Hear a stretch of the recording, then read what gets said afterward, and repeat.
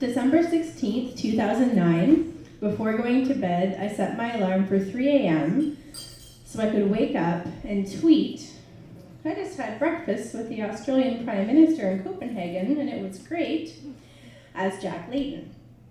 Because although we trusted Jack Layton to have meetings with prime ministers from other countries, I guess we thought it was best that he didn't tweet about them after. So that fell to me as the person who ran his Twitter account.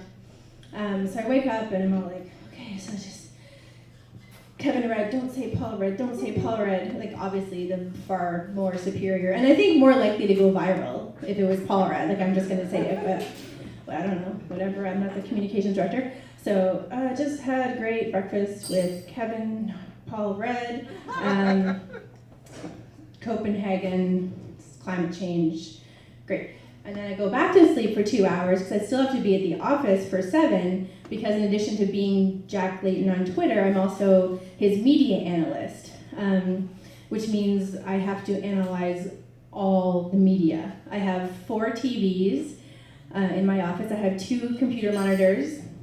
The 4 TVs are like, English, French, different, the captions are on, and I've got these 2 monitors and they're scrolling the news as it comes in, because my job is to make sure that no media, no journalist ever asks him a question about a breaking news story, and he has to answer, "I don't know anything about that." Because in my imagination, the next thing he will do will be to turn to the camera and say, "Audra." But in reality, he wouldn't do that because he wasn't really good at zingers. And I know that because a year earlier, I was a speechwriter in his unit, in the speechwriting unit during the 2008 federal election, and we were just trying to kind of like suss out during the debate, you want to have like some really good lines, and is our guy like kind of funny? Because one of the things that I wish was not true about this world is that Stephen Harper is a very funny man. Like he's dry, he's sarcastic, he's got like kind of like that good line. And I personally feel like it should be legal for evil people to be funny. Like that's just a stance I'm pretty comfortable taking, so we can discuss that later. So we thought Stephen Harper, unfortunately quite funny. We thought Stéphane Dion, not funny. Like not even like in a sad clown kind of funny. Just bleak. But okay, our guy, like what's our guy like? So I look over to the table of things that are going on the plane with Jack, and it's an acoustic guitar, a pair of Blundstones, and a songbook. It's like, is this man, gonna really deliver these one-liners? But what we decided was that if Jack repeated a funny line, it would still be funny.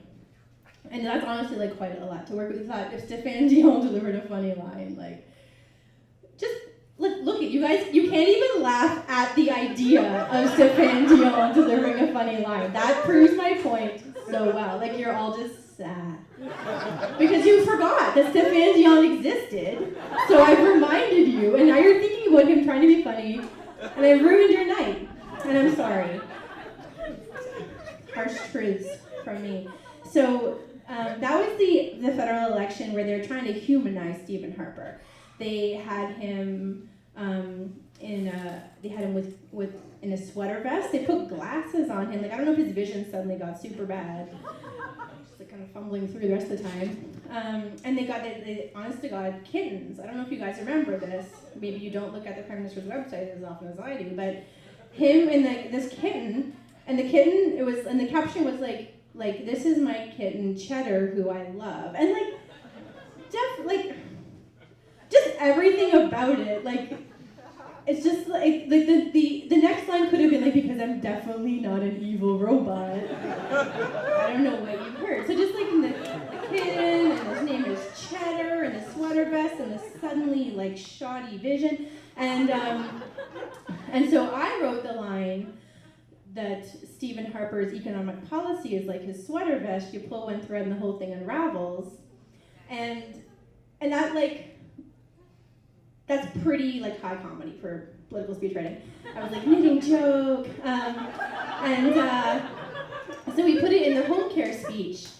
So they put the home care announcement, and Jack delivered the line, and it got a laugh, and it got a lot of media pickup, and I got hired as a media analyst in his office after the election, which is why I was sitting at my desk, a year later, wishing that I had protein bars in my desk and wishing that I'd taken French and wishing that I felt like I could kind of ever get up from my computer without thinking like something's going to happen, but I'm only human, so 2 p.m. rolls around and I'm like, okay, I just gotta go to the bathroom, gotta kind of shake us off, gotta wake up, got like a few more hours left.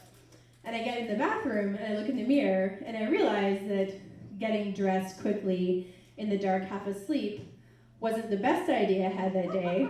So I kind of giggled and I get on my phone and I'm like, I'm so tired. I just noticed that I've been wearing my dress inside out all day. And then I hit send. And then I realized, which maybe some of you have already realized, which was that I was still logged in on my BlackBerry as Jack Layton. So, and then I died, basically. So I was just, and then I realized, okay, it hasn't sent, it didn't send, it's not sending. And so then I think, okay, well, it won't send until I take my thumb off of the button, which I will just never do. And that's fine. You can do a lot. I could just type like this, and I could shower, brush my teeth, or give affection to loved ones. But I mean, eventually, I don't know. I guess that wasn't practical. But then my next thought was, no problem. I'm just gonna shove my phone in the toilet. I'm gonna shove my phone and my hand in the toilet. And I don't know, I think that then in my imagination, sparks come out of the phone and smoke, and then it's powering down, and then I don't get fired, but then I do have to go tell somebody probably pretty important that I have flushed a House of Commons BlackBerry down the toilet, and I hope there's not any kind of rule against that. So then though, I have my most alias-like moment of my entire life, and I realize that I can hold down the button, take the back off of my BlackBerry, screw you iPhone users, and kick the battery out of the BlackBerry without it sending. So that's what I do, but I still feel like I'm going to throw up, because it's like when you're standing on something heavy or something high up and you throw a rock, you're like, that could have been me. I felt like that kind of for the next week. I'm going to assume those are all laughs of familiar understanding, not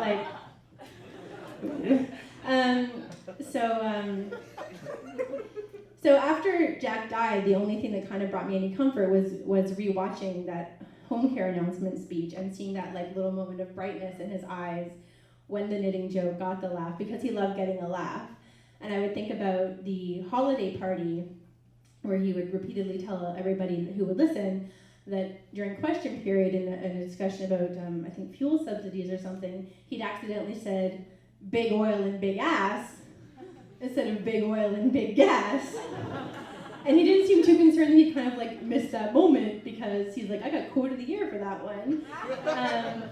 Because he loved getting a laugh. And sometimes when I miss him a lot, I kind of wish I had sent that tweet, because even though it would have been a really bad day for me, I think he would have thought it was hilarious, and sometimes I wish I could have gotten him one more laugh.